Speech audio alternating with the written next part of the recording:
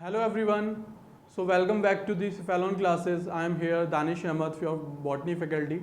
So today we are starting about the very first lecture of botany, that is living world. उससे पढ़ने से पहले अगर हम अपन बात करें तो सबसे पहले अपन को बॉटनी को समझने की पहले ज़रूरत है कि हम बॉटनी से क्या समझते हैं ना, कि अगर बायोलॉजी को हमने बाइफर्केट किया है क्या एक जूलॉजी में और एक बॉटनी में, तो अपन सबसे पहले जो छोटी छोटी टर्म्स हैं उनके बारे में सीख लेते हैं, है ना। तो अपन बात कर रहे हैं बेटा बॉटनी की, बॉटनी है ना। तो it is a branch of biology that deals with the study of plants. Simple हम बात करें तो वो बायोलॉजी की वो ब्रांच जिसके अंदर हम स्टडी करते हैं प्लांट्स के बारे में। प्लांट्स की स्टडी करना और प्लांट जैसे ही ऑर्गेनिज्म, जैसे प्लांट जैसे ही पर्टिकुलरली उसके डेरिवेटिव्स, एल्गी के बारे में स्टडी करना, ब्रायोफाइट्स के बारे में स्टडी करना, जो जितने भी प्लांट्स हैं उन सब की स्टडी, उनकी मॉर्फोलॉजिकल कैरेक्टर्स को स्टडी करना, उनके एवोल्यूशनरी रिलेशनशिप को स्टडी करना, उनके फिजियोलॉजी को स्टडी करना, उनकी एनाटमी को स्टडी करना, वो सारा का सारा जो रिलेटेड है प्लांट्स से, वो सब हम किस में स्टडी करते हैं? बॉटनी के अंदर स्टडी करते हैं। तो हम स्टार्ट करते हैं। It is the branch of biology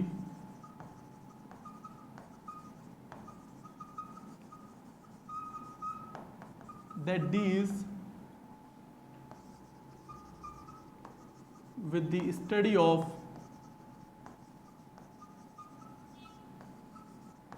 plants and its derivatives।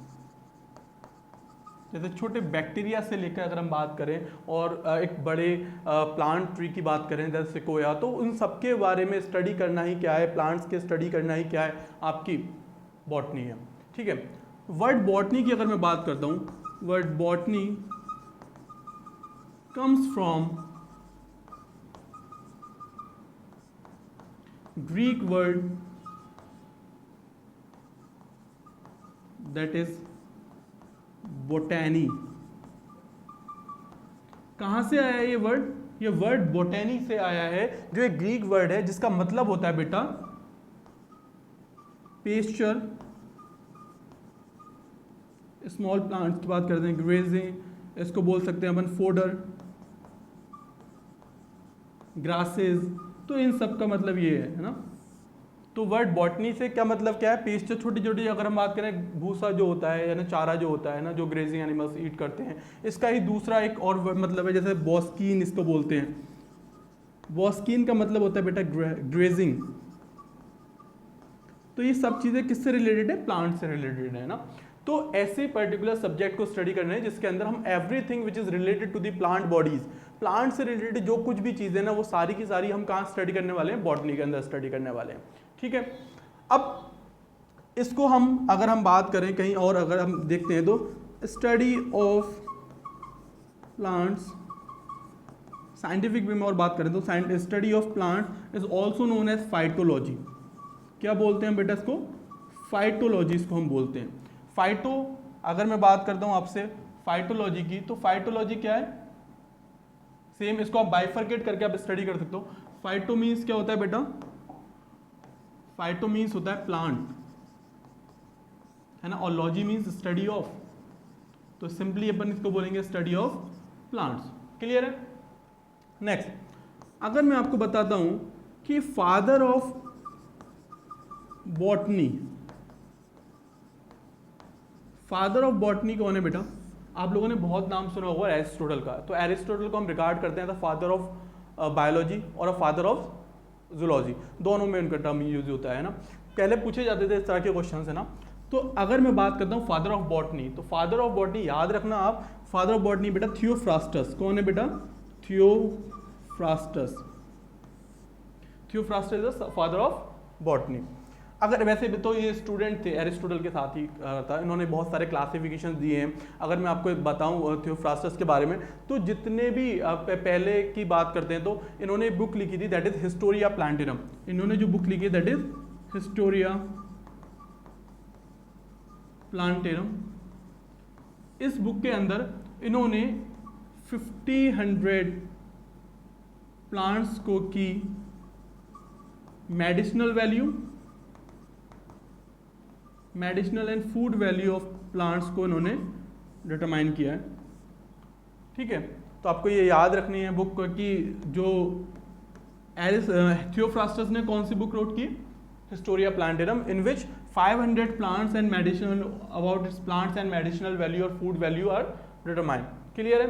Next अगर हम बात करते हैं इन्हीं के बारे में, तो ग्रीक फिलोसफर हैं, ग्रीक साइंटिस्ट हैं, इनके बाद बॉटनिस्ट हैं, तो ये सारी चीज़ें बहुत बेसिक है ना। अब अपन स्टार्ट करने वाले हैं अपना very first chapter, that is the living word. अगर हम क्लासिफिकेशन के लेवल पर स्टडी करेंगे तो सबसे पहले हमारे पास लिविंग वर्ड स्टडी होगा।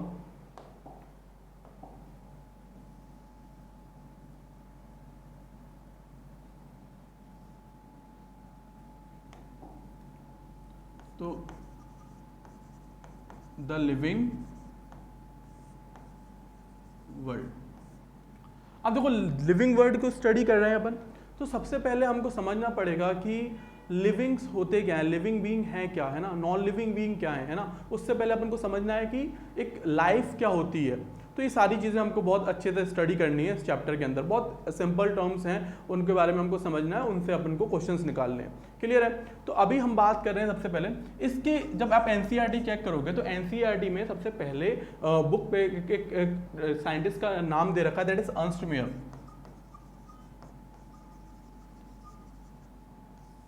अर्नस्ट मेयर, है ना। अर्नस्ट मेयर की जो, अगर हम उनकी लाइफ स्पैन की बात करते हैं तो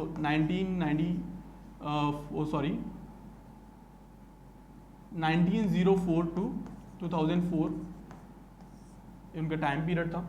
ठीक है। अर्नस्ट मेयर बहुत ज़्यादा, अगर हम बात करें तो इस लिविंग वर्ड क्लासिफिकेशन में उन्होंने बहुत ज़्यादा वर्क किया है। इन्होंने अपने ऑर्निथोलॉजी में बहुत वर्क किया है, ऑर्निथोलॉजी के साथ साथ इन्होंने जू जियोग्राफी में बहुत सारा काम किया है ना।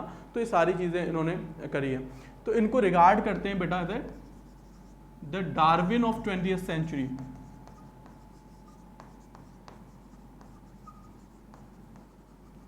Darwin of the 20th century, ये बहुत बड़ा एक टैग है जो इनके लिए हम बोलते हैं अर्नस्ट मेयर के लिए। इसके अलावा अगर हम बात करें अर्नस्ट मेयर की, तो अर्नस्ट मेयर को बेटा जो एक बहुत बड़ा ब्रांड है, जैसा समझ सकते हो आप, जैसे कि किसी को हम रिगार्ड करते हैं या फिर अवार्ड करते हैं, तो इनको एक अवार्ड किया गया है, awarded, he was awarded bye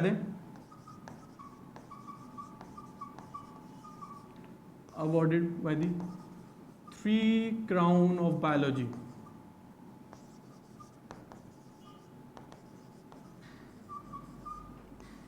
है ना, 3 अवार्ड है, the international prize of the biology, है ना, द विजार biology, the crown ford biology award for biology. तो ये सारे इनको अवार्ड मिले हुए, द 3 क्राउन ऑफ बायोलॉजी इनको बोला जाता है ना, अवार्ड दिया गया। नेक्स्ट अगर हम बात करें तो हार्वर्ड यूनिवर्सिटी में ये एज अ ज्वाइन किए थे, हार्वर्ड यूनिवर्सिटी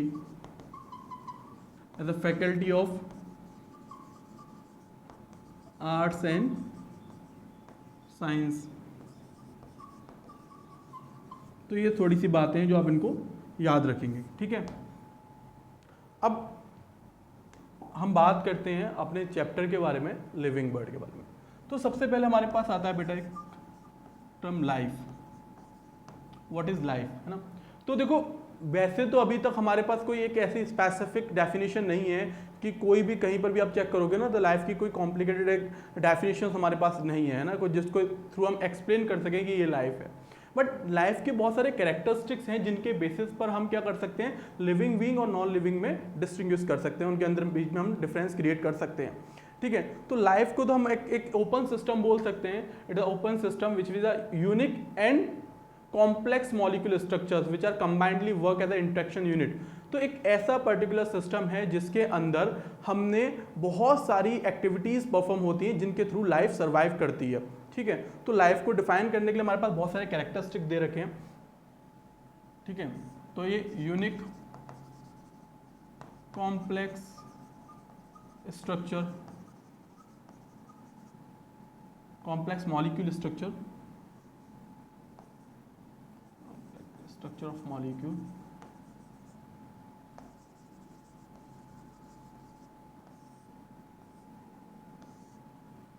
ठीक है। नेक्स्ट हम बात करते हैं लिविंग बीइंग्स के बारे में। अब देखो लिविंग बीइंग्स को डिफाइन करने के लिए हमारे पास बहुत सारी कैरेक्टरिस्टिक दे रखी है ना। अब उन कैरेक्टरिस्टिक को हम एक एक करके उठाएंगे। तो लिविंग कैरेक्टरिस्टिक क्या है ना, लिविंग बीइंग की कैरेक्टरिस्टिक क्या है?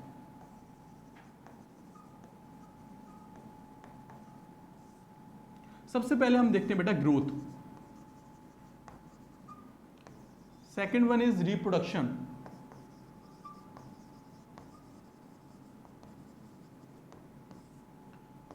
थर्ड वन इज मेटाबॉलिज्म,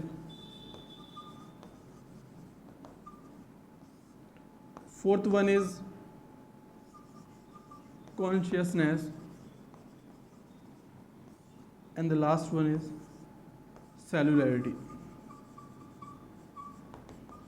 और सेलुलर ऑर्गेनाइजेशन भी आप इसको बोलते हैं।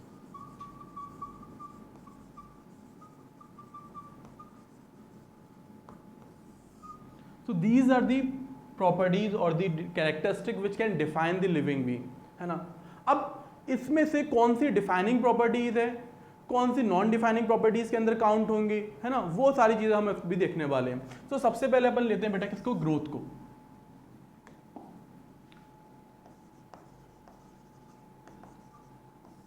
ग्रोथ, तो ग्रोथ है क्या एक्चुअली में, अपन बात करते हैं। तो पहले तो किसी भी ऑर्गेनिज्म का अगर साइज में इंक्रीज हो रहा हो, वॉल्यूम इंक्रीज हो रहा हो, उसका वेट इंक्रीज हो रहा है, उसका मास इंक्रीज हो रहा है, या उसके नंबर इंक्रीज हो रहे हैं, है ना। तो अगर मैं बात करता हूं increase in the number of cell, size, shape, volume, anything which can be increases their weight, उसका शेप में चेंजेस आ रहे हैं, उसके शेप इंक्रीज हो रहा है, उसका नंबर इंक्रीज हो रहा है, सेल का नंबर इंक्रीज हो रहा है, उसका मास इंक्रीज हो रहा है, तो ये सब जो काउंटेड वैल्यूज हैं ये सारी की सारी क्या बताती हैं, ग्रोथ को डिफाइन करती हैं। तो ग्रोथ क्या है बेटा,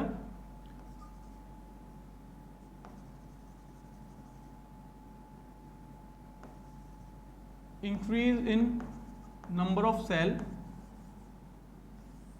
और इंक्रीज इन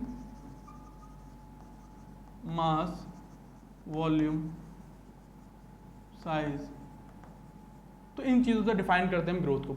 तो अगर ग्रोथ की बात करते हैं तो ग्रोथ क्या है, ग्रोथ अगर हमको बताना है कि किसी ऑर्गेनिज्म के अंदर ग्रोथ हो रही है तो हम क्या देखेंगे, उसके नंबर ऑफ सेल्स इंक्रीज हो रहे हैं, उसका वेट इंक्रीज हो रहा है, उसका मास इंक्रीज हो रहा है, उसका वॉल्यूम इंक्रीज हो रहा है। तो ये सारी टर्मिनोलॉजी हमको बताती है ग्रोथ के बारे में। अब ग्रोथ हमको बहुत सारे और सब सारे ऑर्गेनिज्म में देखने को मिलेगी। जैसे मैं बात करूँ यूनिसेलुलर ऑर्गेनिज्म की या फिर मल्टी सेलुलर की,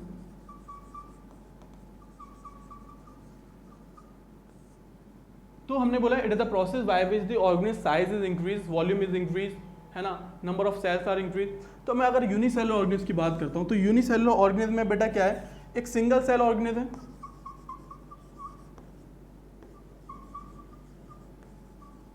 तो किसी सिंगल सेल ऑर्गेनिज्म के अंदर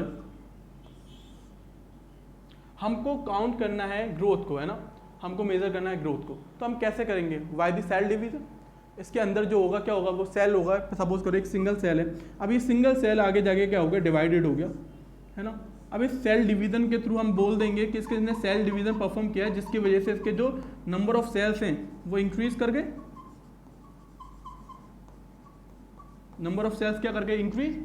अब नंबर ऑफ सेल्स इंक्रीज किया है तो उसको हम क्या बोल देंगे, ऐसा ग्रोथ परफॉर्म की है, कि इस यूनिसेलुलर ऑर्गेनिज्म ने क्या करा है, ग्रोथ की है। Due to that particular activity, cell division की वजह से इसने क्या करा, नंबर ऑफ सेल्स को इंक्रीज किया, और वही क्या होती है, हमारी ग्रोथ होती है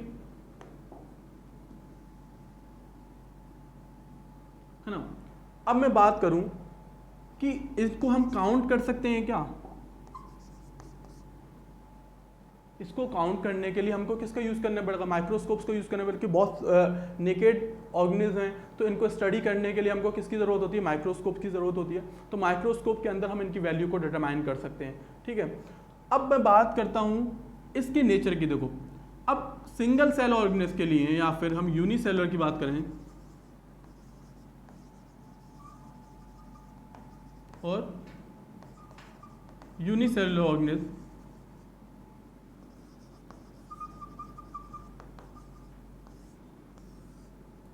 अब यहां पर आप देखोगे कि cell division and reproduction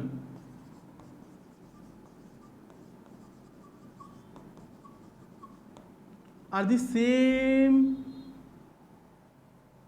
activities in unicellular organism, कि भाई सेल डिवीजन क्या होता है कि एक सेल था, उसने दो सेल अपने आप को डिवीजन करके दो सेल्स में काउंट कर लिया, एक ये सेल बना एक ये सेल बना।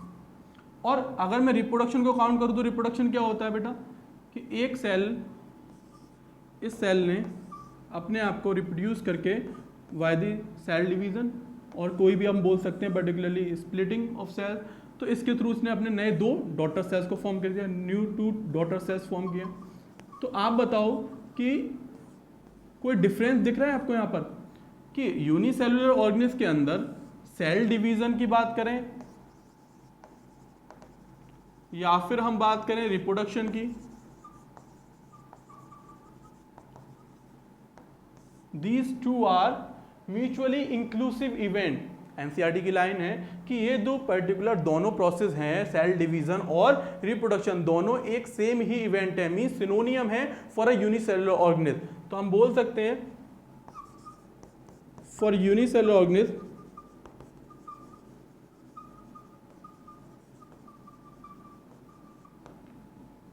सेल डिवीजन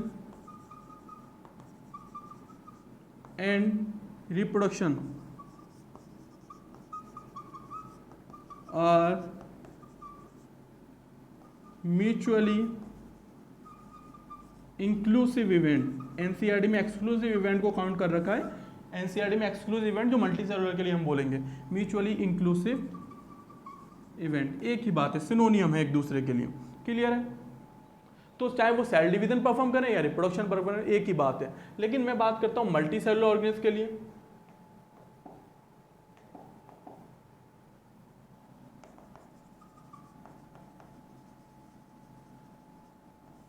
अगर मल्टी सेलुलर ऑर्गेनिज्म के लिए हम बात करेंगे बेटा, तो growth is a different process and reproduction is a different process for a multi cellular organism. तो हम यहां पर बोल सकते हैं growth and reproduction are mutually exclusive event। Clear है? दोनों अलग अलग बात है। अब मल्टी सेलुलर ऑर्गेनिज्म के अंदर जो ग्रोथ हमको देखने मिलती है वो कैसे? मल्टी सेलुलर ऑर्गेनिज्म मतलब क्या? जितने भी प्लांट्स और एनिमल्स हैं सारे,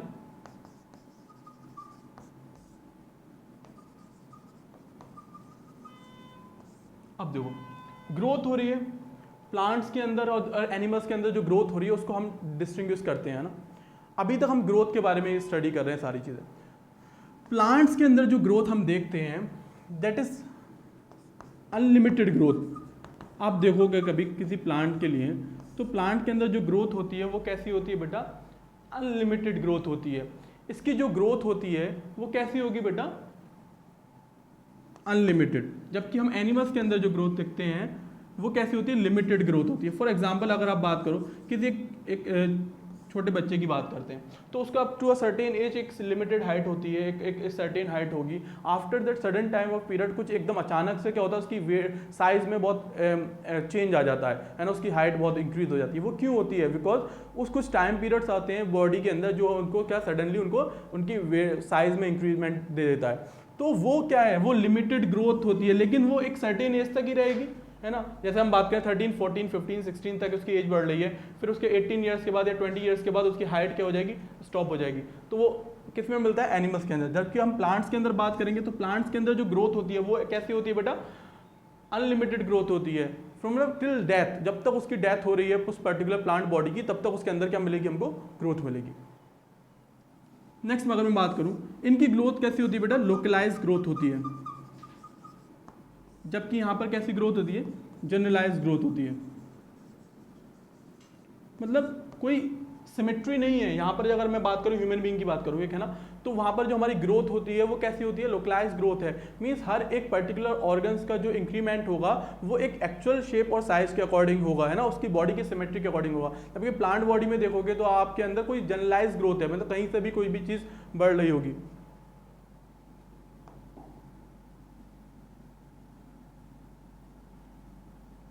अब देखो यहाँ पर अगर मैं बात करूँ प्लांट्स के लिए, तो प्लांट्स जो ग्रोथ हमको शो कर रहे हैं प्लांट्स के अंदर और एनिमल्स के अंदर, हम जो ग्रोथ को हम डिटरमाइन कर रहे हैं, डिफरेंसेस देख रहे हैं, वो और किस लेवल पर अलग हो सकते हैं, है ना।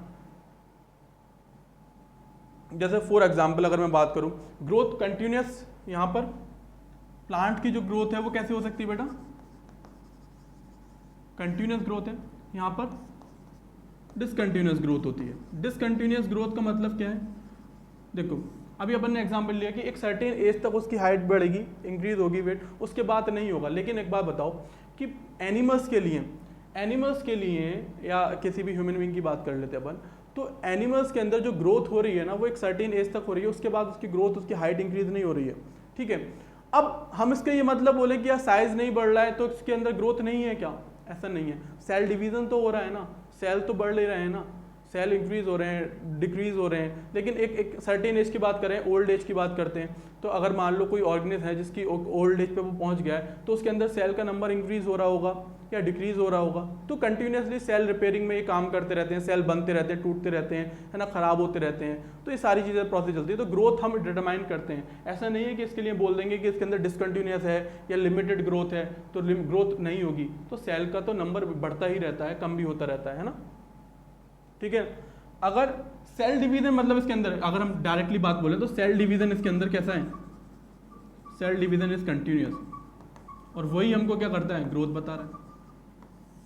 तो लिविंग बीइंग्स के अंदर हमने मान लिया कि लिविंग बीइंग्स के अंदर ग्रोथ होती है।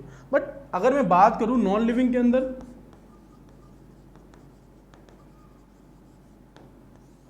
नॉन लिविंग के अंदर भी हमको ग्रोथ देखने को मिलती है। कैसे देखने को मिलती है, मैं आपको एक एग्जांपल लेके चलता हूं। सपोज करो एक माउंटेन है,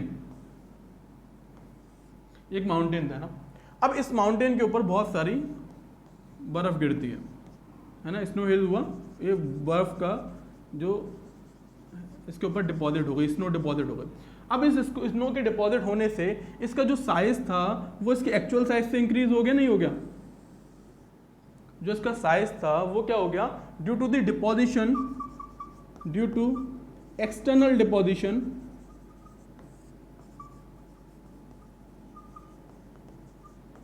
साइज, ऑब्वियसली बात है वेट भी इंक्रीज हुआ है, size and weight are increase.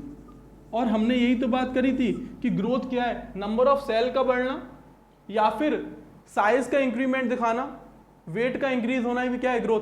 तो for a non living being growth is defined, growth भी डिफाइंड और नॉन लिविंग के अंदर भी डिफाइंड हो रही है। बट यहां पर डिफरेंस क्या है दोनों के अंदर, कि भाई जो नॉन लिविंग के अंदर जो ग्रोथ है या लिविंग बीइंग के अंदर जो ग्रोथ है उसके अंदर कैसे हम उसको अलग करेंगे, है ना। देखो जो लिविंग बीइंग्स हैं और जो नॉन लिविंग है, ग्रोथ दोनों में मिल रही है ना। लिविंग बीइंग के अंदर जो ग्रोथ होती है वो होती है बेटा कैसी, इंट्रिंसिक ग्रोथ, इंट्रिंसिक ग्रोथ। जबकि जब मैं बात करता हूं नॉन लिविंग के अंदर, तो नॉन लिविंग के अंदर जो ग्रोथ मिल रही है that is extrinsic growth.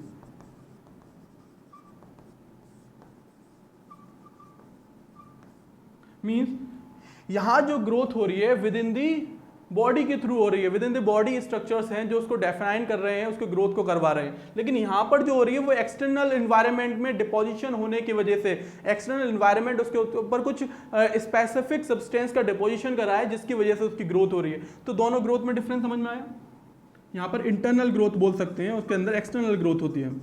Internal growth present in living being, external growth present in non living being, ठीक है। नेक्स्ट मैं अगर बात करूं इनके अंदर,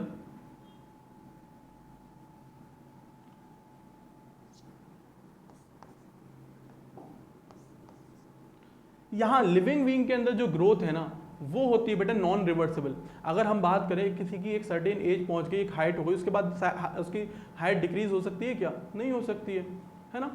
तो यहां पर जो ग्रोथ है वो कैसे होगी बेटा, नॉन रिवर्सिबल ग्रोथ होगी।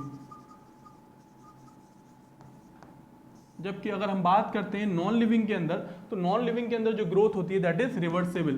कि भाई अभी हमने एग्जांपल लिया था, अपने एग्जांपल लिया क्या, कि भाई एक माउंटेन था, उसके ऊपर है ना डिपोजिशन हुआ, डिपोजिशन होने के बाद इसका साइज इंक्रीज हो गया। अब ये बर्फ़ था, बर्फ़ पिघल गया, क्या होगा, वापस से इसका साइज नॉर्मल हो जाएगा। तो साइज वापस से क्या हो गया, रिवर्सिबल हो गया ना। तो मीन्स जब हम नॉन लिविंग की भी बात करते हैं तो नॉन लिविंग के अंदर ग्रोथ तो होती है, बट लिविंग नॉन लिविंग की ग्रोथ कैसी होती है, रिवर्सिबल होती है, ठीक है ना। ये सारी बातें इंटेंसिव ग्रोथ बोलते हैं, उसको एक्सटेंसिव ग्रोथ बोलते हैं, ये सारे। अब बहुत सारे एग्जाम्पल इसको हम एक्सप्लेन करने के लिए दे सकते हैं। जैसे माउंटेन की बात कर लो आप, सैंड माउंट की बात करो, रेत के टीले बनते हैं ना, सैंड माउंट, रेत के टीले के अंदर अपन देखते हैं कि आज एक इतना साइज है, उसके ऊपर फिर और बहुत सारी डस्ट आई, धूल आई, उसके ऊपर जम गई, उसके बाद वेट इंक्रीज हो गया। तो ग्रोथ ही तो है, लेकिन एक्सटर्नल ग्रोथ है, वो बाद में क्या हो जाएगा, वापस से अगर हम उसको धूल को हटाएंगे तो उसका साइज वापस से नॉर्मल हो जाएगा, ठीक है। तो ये सारे एग्जांपल्स आप इसको काउंट कर सकते हैं। वॉल्डर्स को काउंट कर सकते हो, बड़े बड़े पत्थर होते होंगे ना, देखे उसके ऊपर रेगुलर डिपोजिशन होता रहता है, डिपोजिशन के बाद उनका साइज इंक्रीज हो जाता है, ठीक है। तो ये ग्रोथ है। तो अब इसकी बात हम कैसे डिस्टिंग्विश करेंगे, भाई ग्रोथ तो हमको नॉन लिविंग में भी मिली है, ग्रोथ हमको लिविंग बीइंग में भी मिली है, जो हमारी बेसिक डेफिनेशन थी वो तो फॉलो कर रही है ना ये नॉन लिविंग। तो हम कैसे उसको डिटरमाइन करेंगे weather the organism is living और नॉन लिविंग, है ना। तो कैसे किसी ऑब्जेक्ट को हम डिटरमाइन कर सकते हैं, तो इसीलिए हम इसको क्या बोलते हैं बेटा, it is not the defining property of the living being. कि मींस ग्रोथ तो है मान लिया, बट ग्रोथ कैरेक्टरिस्टिक फीचर हो सकता है, बट डिफाइनिंग फीचर नहीं हो सकता। तो ग्रोथ नोट करके अपन लिख सकते हैं इसको, growth is not a defining feature, defining feature, it is a characteristic हो सकता है, बट डिफाइनिंग फीचर नहीं है। किसको बताने के लिए, नॉन लिविंग बीइंग और लिविंग बीइंग के अंदर डिफरेंस बताने के लिए। क्लियर है। नेक्स्ट अपन बात करते हैं बेटा सेकंड अपना टॉपिक के बारे में, सेकंड अपना दैट इज रिप्रोडक्शन।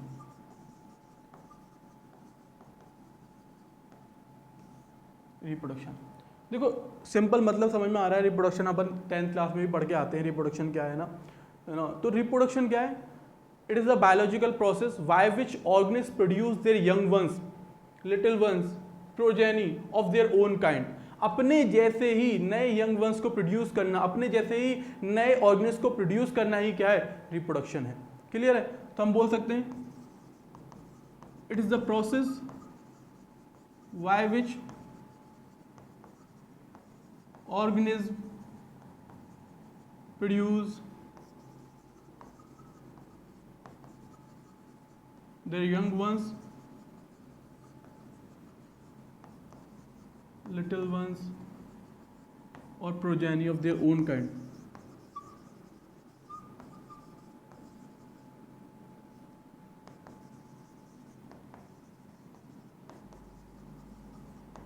तो एक वो प्रोसेस जिसके थ्रू हम अपने जैसे ही नए बच्चों को प्रोड्यूस करने का प्रोसेस क्या है, रिप्रोडक्शन है। क्लियर है। अब रिप्रोडक्शन के लिए बात करूं मैं, अगर आपसे बोलता हूं क्या नॉन लिविंग बीइंग रिप्रोड्यूस कर सकते हैं, नहीं, बिल्कुल साफ बात है भाई, नहीं कर सकते।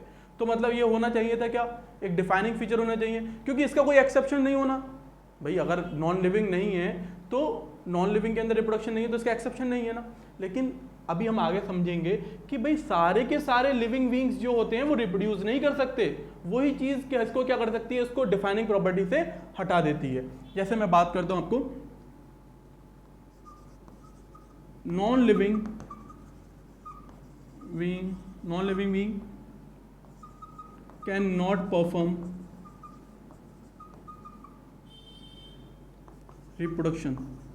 तो ये तो होना चाहिए था क्या, डिफाइनिंग प्रॉपर्टी। बट जब हम बात करते हैं किसके, रिप्रोडक्शन के बारे में, तो रिप्रोडक्शन एक ऐसा कैरेक्टरिस्टिक है जो सारे के सारे लिविंग ऑर्गेनिज्म में मिलना चाहिए था, लेकिन ऐसा नहीं है। There are some organism which can not perform reproduction.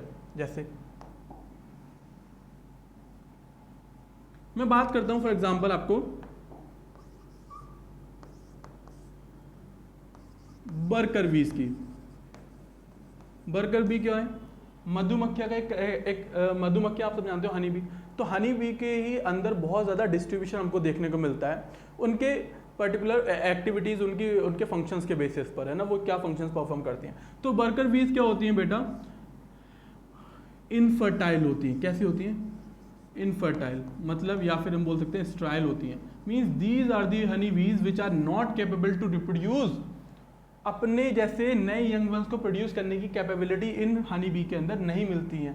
क्यों नहीं मिलती है, देखो मैं बात करता हूँ। वर्कर बीज ये क्या करती है, इनका काम मैं आपको बता देता हूँ एक बार कि वर्कर बीज क्या होती है, जो हनी बी हाइव होता है ना, उसका प्रोटेक्शन करना है ना, फूड की तलाश में निकलना है ना, खाने की तलाश में निकलना है ना, प्रोटेक्शन प्रोवाइड करना, जितने भी उसको क्लीनिंग करना, स्कैवेंजिंग करना, सारी चीज़ें जो भी काम करने का होता है ना, जितना भी देख रेख का काम है, संभालने का काम है बी हाइव को, तो वो सारे काम वर्कर बी के होते हैं। इसके अलावा एक और मिलती है, दैट इज क्वीन बी, हमको देखने को मिलती है। तो क्वीन बी क्या होती है, एक्चुअल में वर्कर बीज को जब एक सब्सटेंस होता है जिसको अपन रॉयल जेली बोलते हैं, आगे हम पढ़ेंगे इन सब के बारे में। तो रॉयल जेली जो वर्कर बी फीड कर लेती है रॉयल जेली में, वो क्या हो जाती है, क्वीन बी में कन्वर्ट हो जाती है, और ये क्वीन बी यहाँ पर होती है फर्टाइल। तो सारी हनी बी इनफर्टाइल नहीं है, बट सिर्फ कौन की बात कर रहे हैं हम बेटा, इनफर्टाइल कौन होती है, वर्कर बीज होती हैं। क्लियर है। नेक्स्ट हम देख रहे थे अभी किसके बारे में, रॉयल जेली के बारे में ना, ये बात हो गई थी अपनी।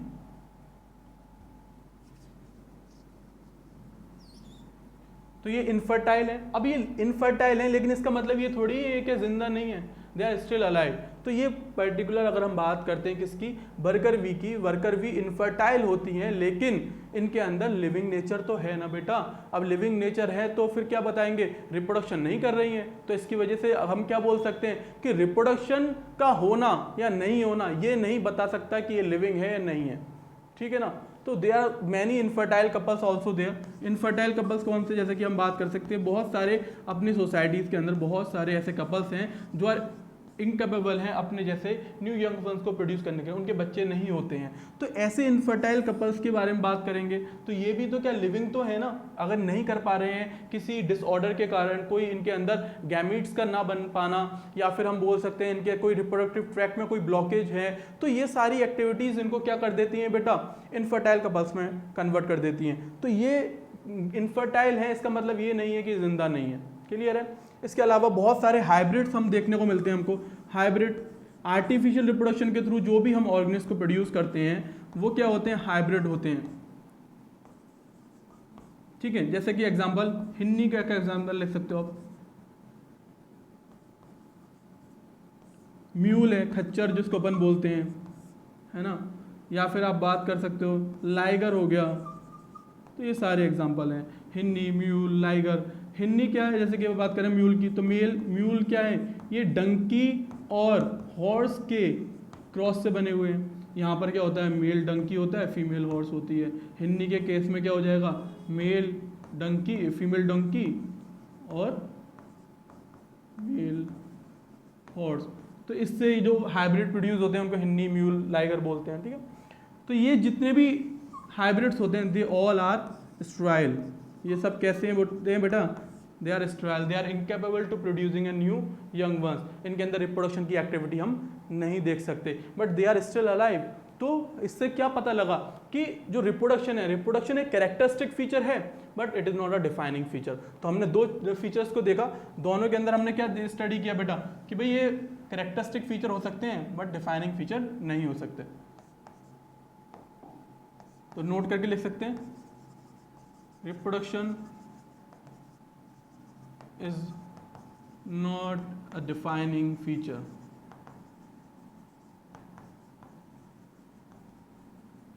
चलिए ठीक है।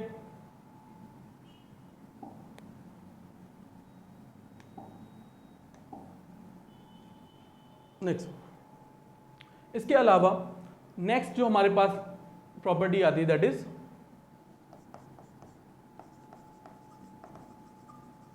मेटाबॉलिज्म। मेटाबॉलिज्म क्या है, देखो, sum of total biochemical reaction that are occurs in your body, है ना, जो भी केमिकल रिएक्शन, जो बायोकेमिकल रिएक्शंस हमारी बॉडी के अंदर हो रही हैं उन सारी केमिकल रिएक्शंस को हम क्या बोलते हैं, मेटाबॉलिक रिएक्शंस बोलते हैं, और उस प्रोसेस को क्या बोलते हैं, मेटाबॉलिज्म बोलते हैं। ठीक है, तो sum of total chemical reaction, sum of total biochemical लिख लो, biochemical reactions that occurs in the body. अब इनको नोट्स को साथ साथ भी बना सकते हो, है ना, वरना आपको अगर इन नोट्स की नोट्स अगर आपको चाहिए तो प्रॉपर्ली आप, है ना, वेबसाइट पे क्लिक करके आप वेबसाइट पे मांग सकते हो, है ना, तो वहाँ पर अपना नोटिफिकेशन डाल के लॉगिन करके आपको सारे नोट्स मिल जाएंगे प्रॉपर्ली, है ना। Sum of total biochemical reaction that occurs in the body. अब जितनी भी मेटाबॉलिक रिएक्शंस हैं ये क्या हमारी बॉडी के अंदर परफॉर्म हो रही हैं। अब इसके दो तरह के टाइप्स होते हैं, दो तरह की होती है मेटाबॉलिक रिएक्शन। तो metabolic reactions are of two type, one is anabolic and second one is the catabolic reaction.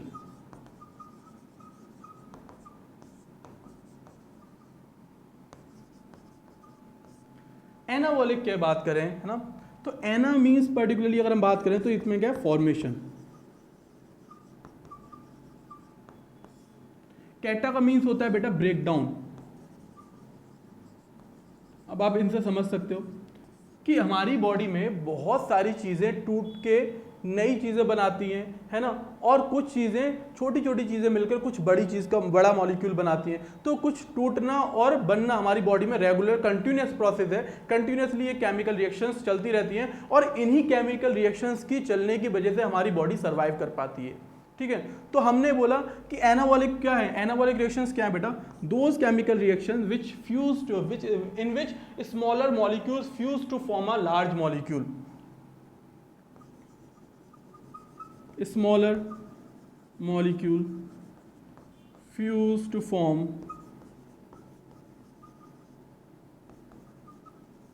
large molecule। बहुत सारे स्मॉलर मॉलिक्यूल्स ने अपने आप को क्या करा, कंबाइन कर लिया, फ्यूज कर लिया, जिसके थ्रू रिएक्ट करके उन्होंने एक लार्ज मॉलिक्यूल को फॉर्म कर लिया। उनको हम बोलेंगे एनाबॉलिक रिएक्शंस। अब जैसे मैं एग्जांपल आपको बताऊं, जैसे आप बहुत सारी चीज़ें देखो, जैसे ये सपोज करो ये बहुत सारे हमारे पास एक मॉलिक्यूल्स थे, इन मॉलिक्यूल्स ने अपने अंदर क्या करा, फ्यूज़न किया, फ्यूज़न करने की वजह से ये एक लार्ज मॉलिक्यूल में कन्वर्ट हो गए। इसको क्या बोलेंगे हम, एनाबॉलिक रिएक्शन। फॉर एग्जांपल आपको मैं एग्जांपल बता सकता हूँ, जैसे फोटोसिंथेसिस आप देख सकते हो।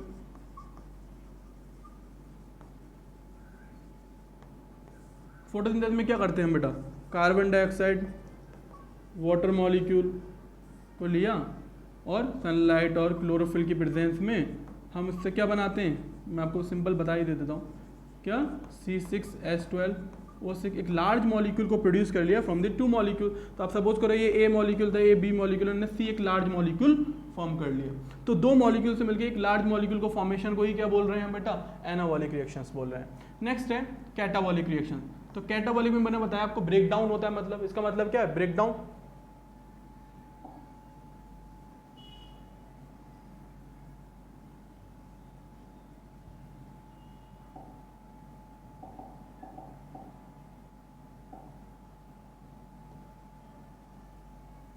ठीक है, हम बात कर रहे हैं कैटाबॉलिक रिएक्शन की। अब स्मॉलर मॉलिक्यूल से बड़े मॉलिक्यूल को, लार्ज मॉलिक्यूल को बनाने का प्रोसेस कैटाबॉलिक। इसके जस्ट एंटागोनिस्टिक जो सपोज करोगे तो क्या होगा, कन्वर्जन और breakdown of large molecule into smaller molecule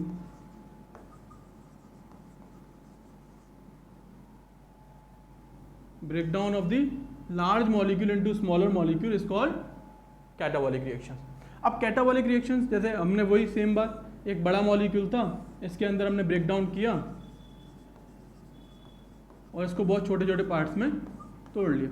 तो ये सारी एक्टिविटीज हमारी बॉडी में होती रहती है। फॉर एग्जांपल अगर हम बात करें तो जैसे आप डाइजेशन की डेफिनेशन आप याद करोगे तो आपको पता लगेगा 10th क्लास में अपना, it is the conversion of the large organic food complex organic material into the smaller organic material. तो हमने क्या करा, कन्वर्जन करा है किसका, बड़े मॉलिक्यूल का इनटू दी स्मॉलर मॉलिक्यूल्स, तो उसको क्या बोलते हैं, डाइजेशन, रेस्पिरेशन। तो इन सब में हम क्या करते हैं बेटा, कैटाबॉलिक एक्टिविटीज ही तो करते हैं, एनर्जी बनाने के लिए ग्लूकोज के मॉलिक्यूल को तोड़ते हैं।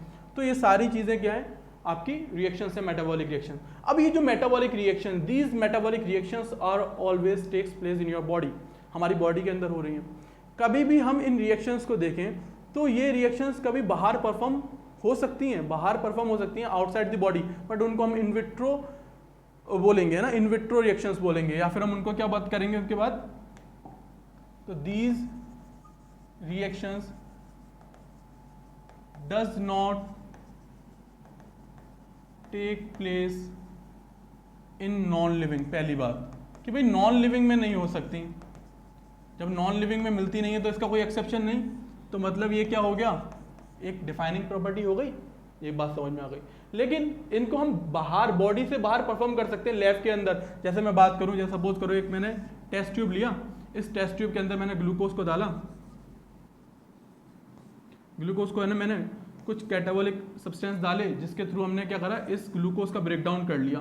तो इस लैब के अंदर, इस टेस्ट ट्यूब के अंदर मैंने कैटाबॉलिक एक्टिविटीज परफॉर्म कर ली, तो रिएक्शन तो परफॉर्म हो गई ना, बट उस रिएक्शन के होने की वजह से ये टेस्ट ट्यूब लाइव हो गई क्या, नहीं, ये पॉसिबल नहीं है। तो these reactions are in vitro, तो ये इन विट्रो रिएक्शंस हो सकती हैं, है ना, ये लिविंग रिएक्शन हो सकती हैं। क्या हो सकती है बेटा, ये लिविंग रिएक्शन हो सकती हैं, बट ये मटेरियल जो जिसके अंदर हो रही है उसको लाइव नहीं कर सकती, उसको जिंदा नहीं कर सकती हैं। समझ में आ रही बात।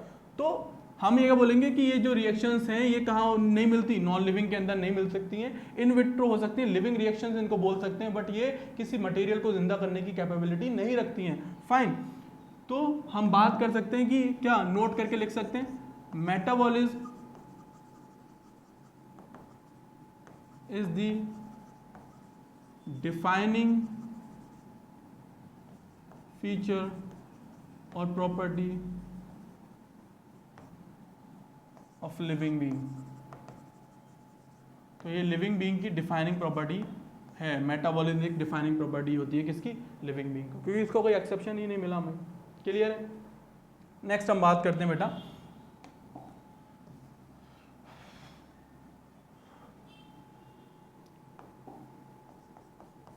कॉन्शियसनेस के बारे में।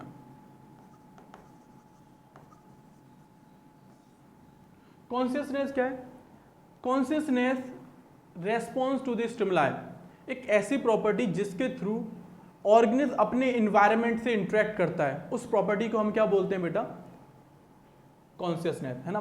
तो कॉन्शियसनेस क्या होगा, रेस्पॉन्सिवनेस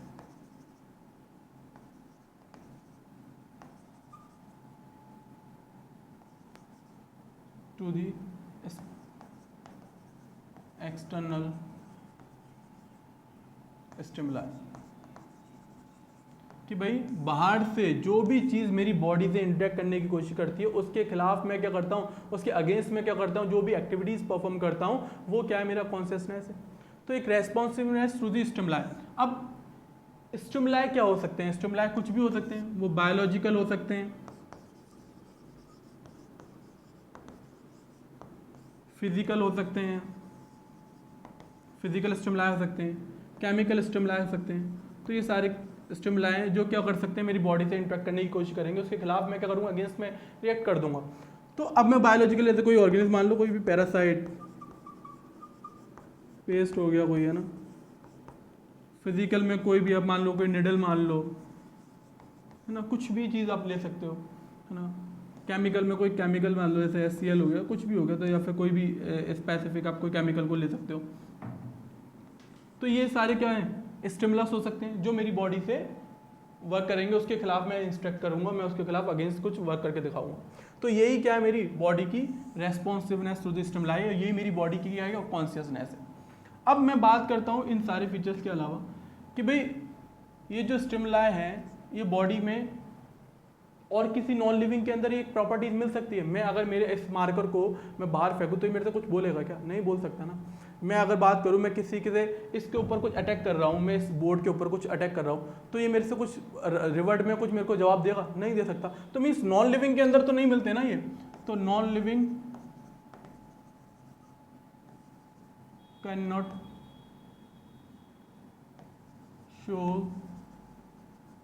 कॉन्शियसनेस, भाई ये कॉन्शियसनेस कभी भी नहीं दिखा सकते नॉन लिविंग। जब कॉन्शियसनेस नहीं दिखा सकते तो हम इसको क्या बोल सकते हैं बेटा कि ये क्या है,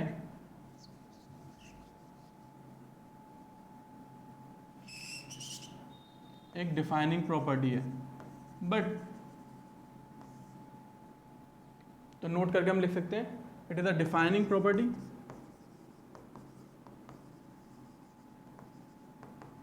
तो हमारे पास अभी दो हो गई, एक तो हमने क्या पढ़ा मेटाबॉलिज्म और एक क्या हो गई consciousness, is a defining property of living being.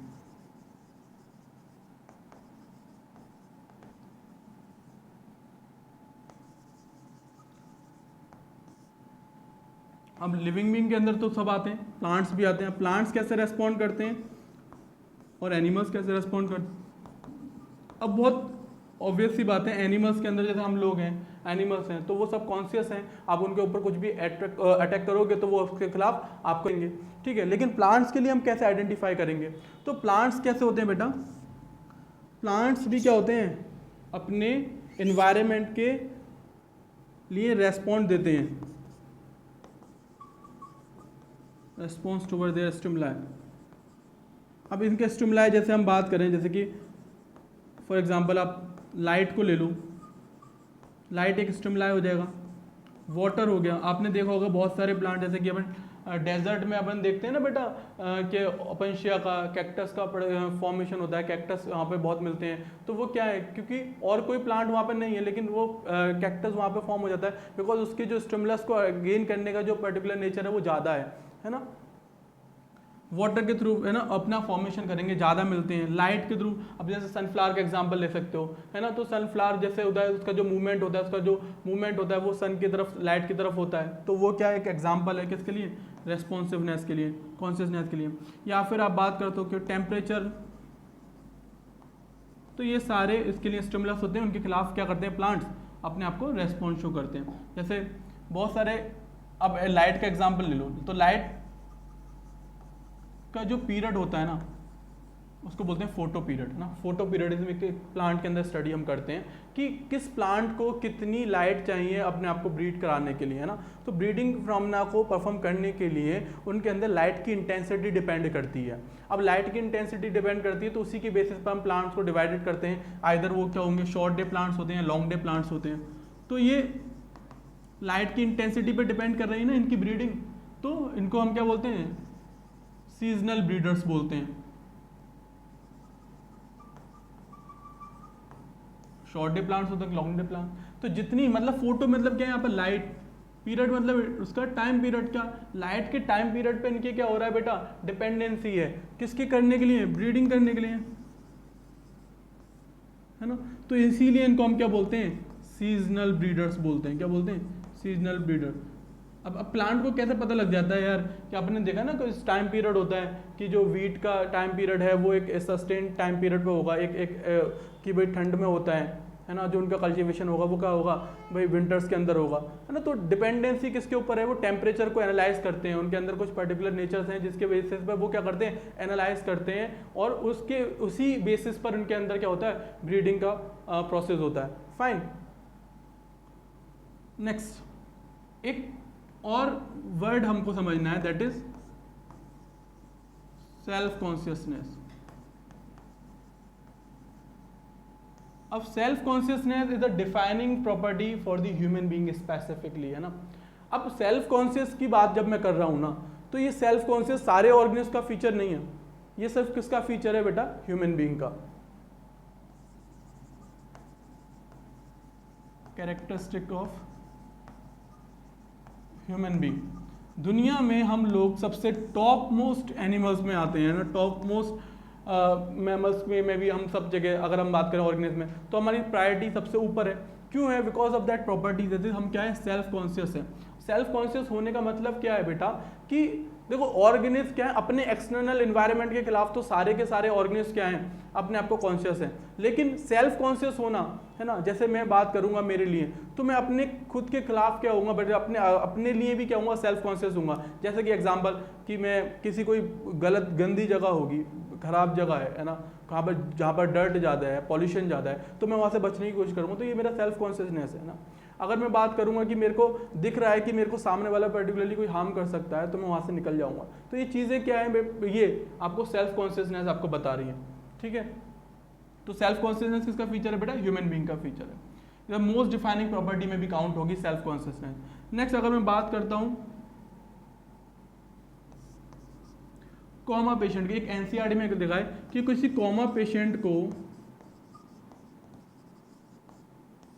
आप काउंट करोगे क्या लिविंग बीइंग के अंदर या फिर नॉन लिविंग के अंदर। अब कॉमा पेशेंट है, तो कॉमा पेशेंट है तो बेटा वो क्या होते हैं? ब्रेन डेड होते हैं। तो ऑब्वियस सी बात है कि इसके अंदर कोई भी कॉन्शियसनेस नहीं मिलेगा, है ना, ग्रोथ इसके अंदर नहीं देखने को मिल रही है। तो ऐसे पर्सन जिसके अंदर कॉन्शियसनेस नहीं मिली, तो हम उसको डिफाइनिंग प्रॉपर्टी को तो मैच कर नहीं रहा, तो डिफाइनिंग प्रॉपर्टी वो परफॉर्म नहीं कर रहा है, एग्जिबिट ही नहीं कर रहा है, तो हम उसको क्या बोलेंगे? नॉन लिविंग बोल सकते हैं या डेड बोल सकते हैं। लेकिन बेटा ऐसा नहीं है, क्योंकि उस कोमा पेशेंट के अंदर भी मेटाबॉलिक रिएक्शंस परफॉर्म हो रही हैं उस टाइम पीरियड पर, वो रेस्पॉन्ड नहीं कर रहा है स्टिमुलस की तरफ। आप उसको कोई भी चीज़ पिंच कर रहे हो, है ना, तो वो उसके खिलाफ कोई भी आपको रिवर्ट नहीं दे रहा है। इट डजंट मीन कि वो कैसे लिविंग नहीं है, फाइन। तो ऐसे पर्टिकुलर सबने देखी ना, मुन्ना भाई MBBS सबने देखी ना। तो आनंद जी को जानते हो ना, आनंद जी, तो वो जो एक वाइल्ड पर्सन था, वो उस पर बैठे रहते हैं, तो उनके ऊपर अपन लाइट डालते हैं, वो बताते हैं ना कि इसको ऑब्जेक्ट को कुछ भी नहीं पता लग रहा, तो वही अपन बात कर रहे हैं। तो कॉमा पेशेंट क्या है कि कोई चीज़ रेस्पॉन्ड नहीं कर रहे हैं, इट डजंट मीन कि उनके अंदर मेटाबॉलिक रिएक्शंस नहीं हो रही हैं, तो वो लिविंग है ना, फाइन। लास्ट जो हमारे पास है दैट इज सेलुलरिटी। सेलुलरिटी क्या, या फिर अपन बोल सकते हैं cellular level of organisation, cellular organisation.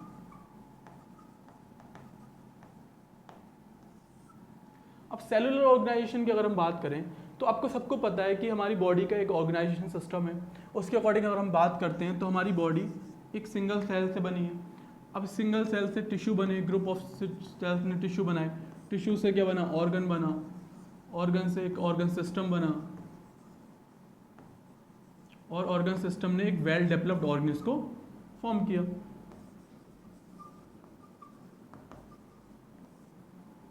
Cell से बना टिश्यू, टिश्यू से ऑर्गन, ऑर्गन सिस्टम से ऑर्गेनिज्म डेवलप हुआ। अब ये जो प्रोसेस है, आपको पता है ना कि ये इसका बेसिक यूनिट है, कि हम सबको पता है cell is the basic unit of life. तो मीन्स लाइफ होने के लिए, लिविंग होने के लिए सबसे पहली प्रॉपर्टी है, लिविंग होने के लिए सेल का होना जरूरी है। अगर सेल नहीं होगा, अगर ये सेल का नहीं होगा, तो बेटा लिविंग हम बोल सकते हैं किसी को। तो सेलुलरिटी क्या है? डिफाइनिंग प्रॉपर्टी में आएगी कि इसको परफॉर्म करने के, जैसे मैं एग्जांपल लूँ, लाइफ की शुरुआत कहाँ से होती है? जाइगोट, जाइगोट से पर्टिकुलरली क्या होता है? इसमें माइटोसिस एक्टिविटीज होंगी, सेल्स डिवीजन होगा, क्या बनाएगा वो? एक बहुत सारे ग्रुप ऑफ सेल्स को बनाएगा। इस ग्रुप ऑफ सेल्स से क्या बनेगा बेटा? ऑर्गेनिज्म डेवलप करेगा। इसी के अंदर पर्टिकुलर सेल डिफरेंशिएशन होगा, सारी चीज़ें परफॉर्म होंगी, तब आके वो एक वेल डेवलप ऑर्गेनिज्म में फॉर्म होगा। तो जाइगोट ही तो रेस्पॉन्सिबल, और ये जाइगोट क्या है? एक डिप्लॉइड सेल ही तो है। तो इस लाइफ को बनाने के लिए किसकी जरूरत पड़ रही है हमको? सेल की। तो सेलुलरिटी भी क्या है? एक डिफाइनिंग प्रॉपर्टी है। मीन्स अगर कहीं पर भी लाइफ मिल रही है, लिविंग ऑर्गेनिज्म है, तो उसकी जो शुरुआत हुई होगी वो कहाँ से हुई होगी? सेल से हुई होगी। तो ये क्या है? डिफाइनिंग प्रॉपर्टी है। तो अपन नोट करके अगेन लिख सकते हैं क्या? Cellularity is the defining property of living being.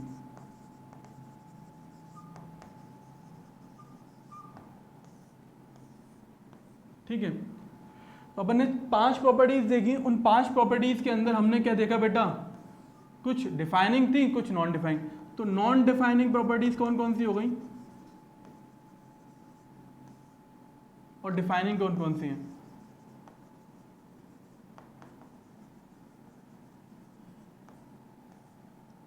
Non defining के अंदर पहली ग्रोथ, क्योंकि इसके एक्सेप्शन हमने देख लिए थे। सेकंड क्या हो गया आपका? रिप्रोडक्शन। बहुत सारे लिविंग ऑर्गेनिज्म ऐसे भी हैं जिनके अंदर रिप्रोडक्शन की एक्टिविटीज नहीं होती है। तो ये दोनों कैसी हो गई? नॉन डिफाइनिंग प्रॉपर्टीज में। और हम देखते हैं क्या डिफाइनिंग में? सबसे पहले metabolism, second one is consciousness, and the third one is cellularity. तो ये हमारी नॉन डिफाइनिंग प्रॉपर्टीज में आ गई। क्लियर है? तो अभी हमने ओवरऑल अभी ने क्या देखा, वो प्रॉपर्टीज देखी जिनके बेसिस पर हमने डिस्टिंग्विश किया कि whether the organism is living और the non living, object is living और नॉन लिविंग। तो ये सारी चीज़ें हमारी बहुत बेसिक थी, हमने आज स्टार्ट किया। इसके बाद जो भी क्वेश्चंस हैं मैं आपको लिंक पे आपको मिल जाएंगे। इसके अलावा जो नेक्स्ट लेक्चर है वो अपना होगा, स्टार्ट हो जाएगा डाइवर्सिटी इन द लिविंग भी। तो हम बायोडाइवर्सिटी के बारे में स्टडी करने वाले हैं नेक्स्ट लेक्चर के बारे में। और जो भी डाउट्स हैं आपके, तो आपको वो व्हाट्सएप ग्रुप के लिंक हमने प्रोवाइड कर रखे हैं, आप उन पे जाकर लिंक पे आप लॉगिन कर सकते हो और आप ज्वाइन कर सकते हो डाउट्स के लिए। तो this is all for the today. तो नेक्स्ट लेक्चर आप देखेंगे किसके लिए, बायोडाइवर्सिटी के लिए। Thank you so much.